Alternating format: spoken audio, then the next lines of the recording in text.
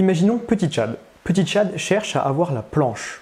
Donc Petit Chad travaille la planche. Après une dure labeur, après de gros entraînements, Petit Chad obtient sa straddle planche. Donc il est content. Il se dit « Putain, c'est trop cool, j'ai ma straddle planche, je commence à progresser, c'est trop bien, j'arrive à voir mon évolution, etc. Je vois que le travail que je fournis, il paye et tout. » Et là, le drame arrive. Petit Chad va à l'entraînement, tout déterminé à continuer sur sa lancée d'apprentissage de la planche. Et là, rien ne passe. Pas une seule straddle tient. Pas une seule tuck ne tient, il est complètement rincé. Là, Petit Chad se dit « Mais c'est pas possible, comment ça se fait que j'y arrivais trop bien hier ou il y a quelques jours et que là, aujourd'hui, rien ne sort ?» Du coup, Petit Chad se frustre et il arrive de moins en moins à faire les figures qu'il souhaite faire. Et du coup, au bout de 20 minutes, il se dit « Ok, c'est bon, ça m'a saoulé, je pars. » Cherchez l'erreur. Et si on pousse le truc encore plus loin, il est tellement frustré que du coup il arrête l'apprentissage de la planche. Parce que du coup sa séance l'a frustré, donc il n'en a pas faite. Donc le lendemain, il n'est pas aussi bon qu'avant, encore une fois, parce qu'il n'a pas travaillé la veille. Et qu'il est déjà frustré avant même de venir à l'entraînement, il va se dire ok c'est bon, ça fait la même chose, je vais encore être nul aujourd'hui. Du coup il se met dans l'état mental qui va être nul aujourd'hui, et du coup il l'est, par magie. Ou pas du coup. Je ne sais pas si vous avez vu ce qui ne va pas dans l'histoire, mais croyez-moi, la majorité des gens sont dans le même cas que Petit Chad. Pourquoi ? C'est ça la question, et c'est tout l'intérêt de cette vidéo aujourd'hui. En fait, j'ai remarqué qu'en street, la frustration, elle prend une part prépondérante. Mais vraiment, elle prend une part énorme.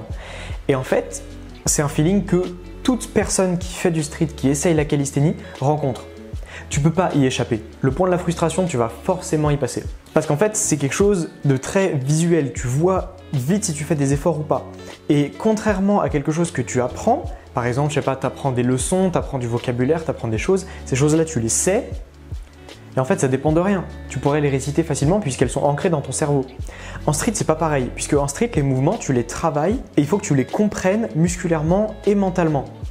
Sauf qu'il y a certains jours où en fait, tu vas te sentir super chaud, tu vas être très frais musculairement, nerveusement, tu vas avoir beaucoup de force, etc. Tu vas être dans un bon mood et du coup, tu vas bien arriver à faire tes entraînements.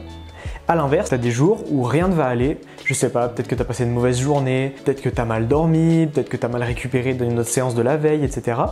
Et du coup, tu vas faire des mauvais entraînements. Et tu peux régresser sur le niveau que tu avais la veille ou le niveau que tu avais en début de semaine. Mais ça, c'est normal. Et c'est ça que beaucoup de personnes ne comprennent pas, c'est qu'en fait, c'est normal. Tu as des jours avec, tu as des jours sans, sauf qu'il faut faire avec. C'est ça le problème. Et tout le point de ma petite histoire d'intro, c'était de vous montrer l'importance de ne pas se frustrer. L'importance de se dire « Ok, bon, aujourd'hui ça passe pas, tant pis, je travaille quand même.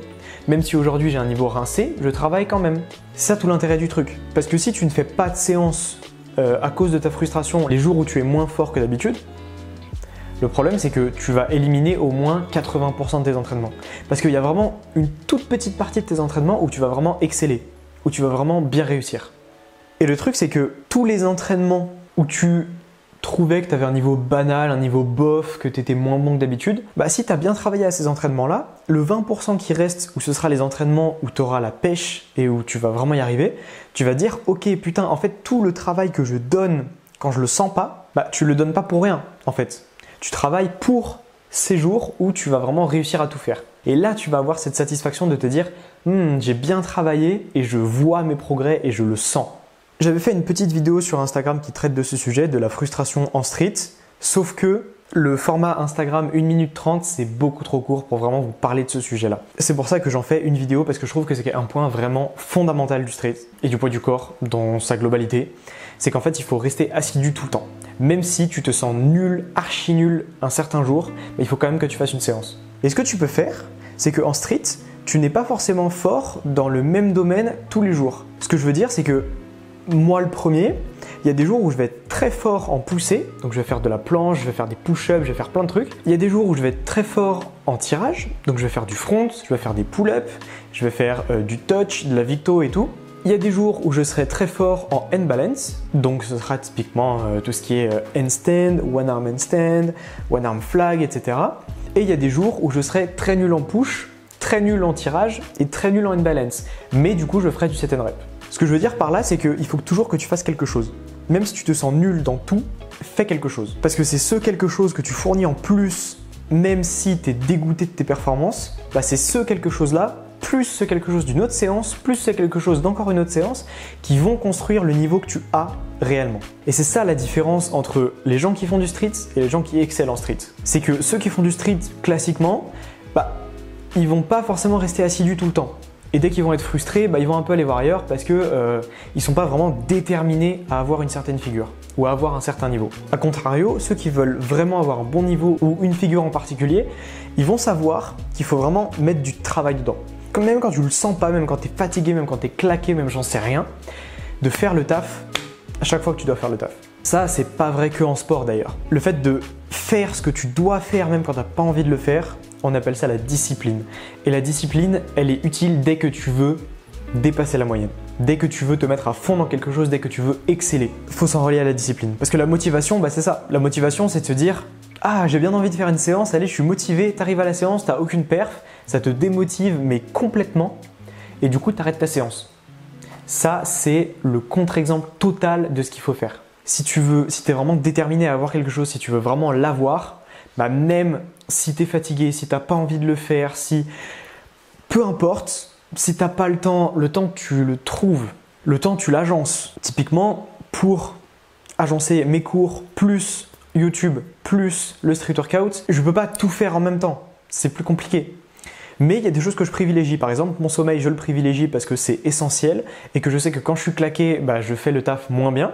Du coup, c'est une histoire d'optimisation des performances. YouTube, c'est un projet qui me tient à cœur et c'est quelque chose que je fais passer même avant le street. Et donc en fait, il faut que tu agences tes projets. Le temps que je passe à scroller sur TikTok, à scroller sur Instagram, à regarder des vidéos, à regarder machin, il est hyper réduit. Parce que bah, c'est un truc que je juge peu utile comparé au projet. Du coup, ce temps-là, je le réduis à fond pour pouvoir augmenter les autres. En fait, c'est un agencement. Bref, j'ai fait une grosse digression sur le temps, voilà. Mais ce que je voulais dire, c'est que peu importe les conditions, il faut que tu fasses le taf. Il faut que tu te pointes à la séance, il faut que tu fasses une séance. Même si tu as un niveau éclaté, je m'en fous, tu fais quelque chose. Si tu n'arrives pas à faire du push, fais du pull. Si tu n'arrives pas à faire du pull, fais du unbalance. Si tu n'arrives pas à faire ni du push, ni du unbalance, ni du pull, fais du set and rep. Fais juste des pompes, fais juste des tractions, fais un truc. Travaille. C'est une vidéo qui change un petit peu du format d'habitude puisque j'avais vraiment ce sujet-là dont j'avais envie de parler et ça me tient à cœur. J'espère que vous avez appris quelque chose à travers cette vidéo. En tout cas, si tu t'es pas encore entraîné aujourd'hui, vas-y. Je m'en fous si tu es fatigué. Je m'en fous si tu as plein de trucs à faire. Fais ta séance. L'avantage avec le street, c'est qu'en plus, comme tu prends des longs temps de repos, tu peux faire deux choses en même temps. Et ça, c'est un super avantage que tu n'as pas forcément dans les autres sports. Donc, profites-en, va faire ta séance, pointe-toi aux entraînements, travaille, fais ce que tu dois faire si tu veux exceller. Si tu es d'accord avec moi, laisse-moi un pouce bleu sous cette vidéo. Ça permettra peut-être de montrer aux gens que ce que je dis est valable et qu'il faut qu'ils se bougent les fesses. Honnêtement, les opportunités, vous les avez. Tous. Tu as toutes les opportunités que tu veux. Il faut juste que tu les saisisses et que tu mettes le travail qu'il faut pour. Sur ce, abonne-toi pour continuer de progresser avec moi et pour avoir d'autres petits sujets comme cela. Et sur ce, moi je te dis, c'était Milo, va t'entraîner. À la prochaine. Ciao.